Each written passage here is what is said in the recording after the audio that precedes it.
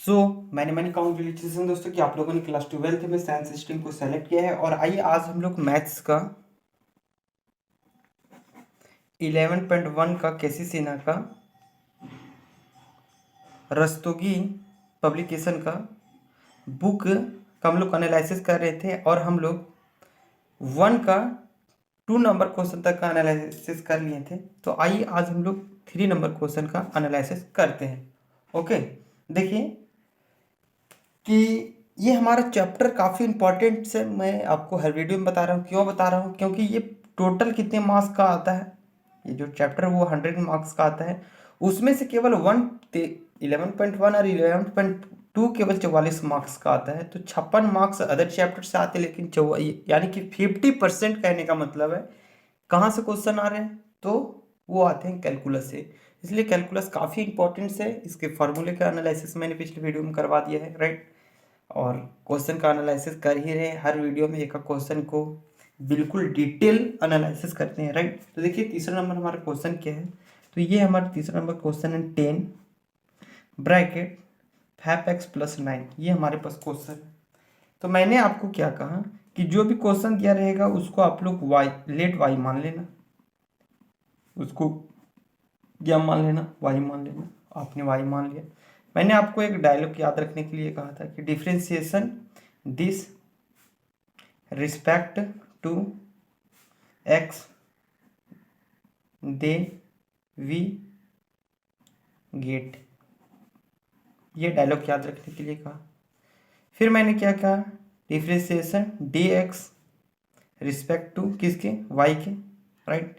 तो वाई का वैल्यू यहाँ पर कितना दिया हुआ है, तो ये दिया हुआ है 10 ब्रैकेट में 5x + 9 बटे डी एक्स। मैंने क्या कहा, पिछली वीडियो से कह रहा हूँ कि first step, second step, third step. First step में y मान लिया, सेकेंड स्टेप में एक डायलॉग मार लिया, थर्ड स्टेप में x को फ्री करने वाले, राइट। तो आ जाओ, तो डिफरेंशिएशन 10 ब्रैकेट में 5x + 9, बस सेम चीज़ लिख रहे हैं। अब यहाँ पर मैंने आपको याद रखने के लिए कहा बाप।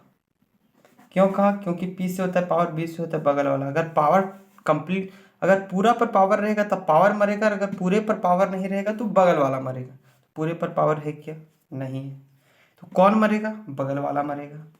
कौन मरेगा? बगल वाला। अब बताओ, कोई अगर मर जाता है तो बचता कौन है? जो जीवित है। तो हम लोग 10 को मार दिए, 10 को अगर मार देंगे तो बचेगा कौन? बगल वाला, यानी ब्रैकेट वाला। तो लिख लीजिए ब्रैकेट वाला, राइट, इनटू। लेकिन हम लोग को रुकना कहाँ है? dx में रुकना है। तो डिफ्रेंशिएशन फिर किसका करेंगे? 5x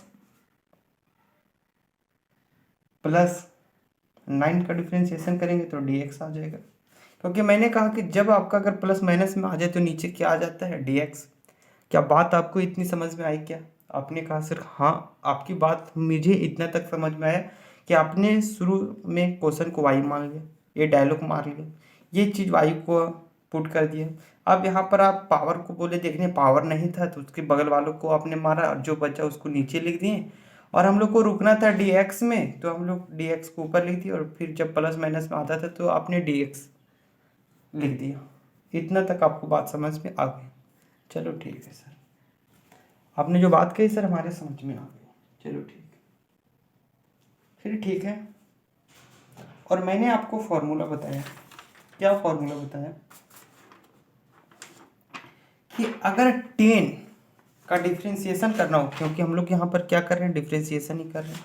तो आप लोग देख सकते हो कि 10 का डिफ्रेंशिएशन क्या होता है। मैंने बताया था इसका ट्रिक टा से होता है। टा से 10, सा से सेक, और एक चुंदी के बदले स्क्वायर। तो इसका क्या हो गया? Sec square. क्या हो गया सर? सेक स्क्वायर हो गया। तो 10 का डिफ्रेंशिएशन करेंगे तो क्या आ जाएगा सर? तो सेक क्या आ जाएगा? Sec square. और जो एंगल रहेगा, क्योंकि वहां पर तो एक्स मैंने मानकर चला था एंगल को, इसलिए एक्स लिखा हुआ था, लेकिन यहाँ पर एंगल क्या है? यहाँ पर एंगल है 5x + 9। बात समझ रहे हो क्या?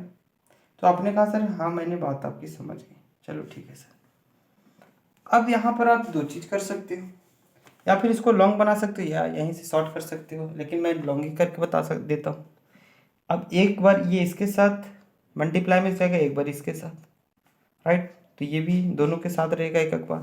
तो डिफ्रेंसिएशन अगर 5x का करें dx के रूप में, राइट, फिर करें प्लस d का डिफ्रेंसिएशन 9 का dx के रिस्पेक्ट में, तो बताइए क्या आ जाएगा। ये सेक का स्क्वायर रह जाएगा, एंगल सेम सेम रह जाएगा, इनटू, अब बताओ कांस्टेंट और वेरिएबल में क्या होता है, कांस्टेंट बाहर रहता है, तो यहाँ पर 5 क्या आ जाएगा बाहर, प्लस कांस्टेंट केवल रहता है तो उसका वैल्यू कितना होता है सर 0, तो 0 को ऐड करोगे तो कोई फर्क पड़ेगा नहीं, राइट।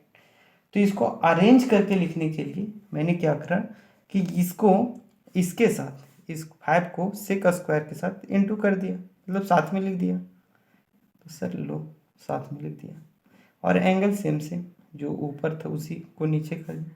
तो यही आप देख लीजिएगा अपने बुक में मिलाकर कि यही आपका आंसर है, राइट।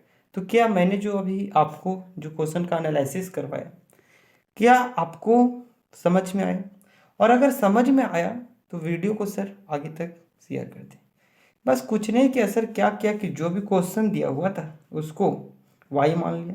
ये डायलॉग याद रखें, यहाँ पर y का वैल्यू पुट कर दिए, यहाँ पर 10 का डिफ्रेंसिएशन किए, और 10 का डिफ्रेंसिएशन किए तो इसका फॉर्मूला ये होता था। फिर यहाँ पर इसका डिफ्रेंसिएशन किए, जितना यहाँ पर टोटल था उसका डिफ्रेंसिएशन किए, तो इसका फॉर्मूला जो का सो रहने दिए, कांस्टेंट कांस्टेंट और वेरिएबल रहता था तो कांस्टेंट बाहर, और कांस्टेंट रहता था तो इसका वैल्यू 0 होता है। ये सब मैंने फार्मूला में बता दिया है, राइट। और इसको इसके साथ, क्योंकि ये यहाँ पर इंटू में तो यहाँ पर भी कर देंगे, कोई दिक्कत नहीं, तो यहाँ पर कर दिया, और एंगल सेम से, तो सिंपल आंसर आ गया कि नहीं। तो आपने कहा सर कि आपकी टोटल बात मुझे समझ में आ गई, अब नेक्स्ट वीडियो में 4 नंबर क्वेश्चन का एनालिसिस करवाना, ठीक है। तो ठीक है, मैं 4 नंबर क्वेश्चन का नेक्स्ट वीडियो में एनालिसिस करवाऊँगा, ओके।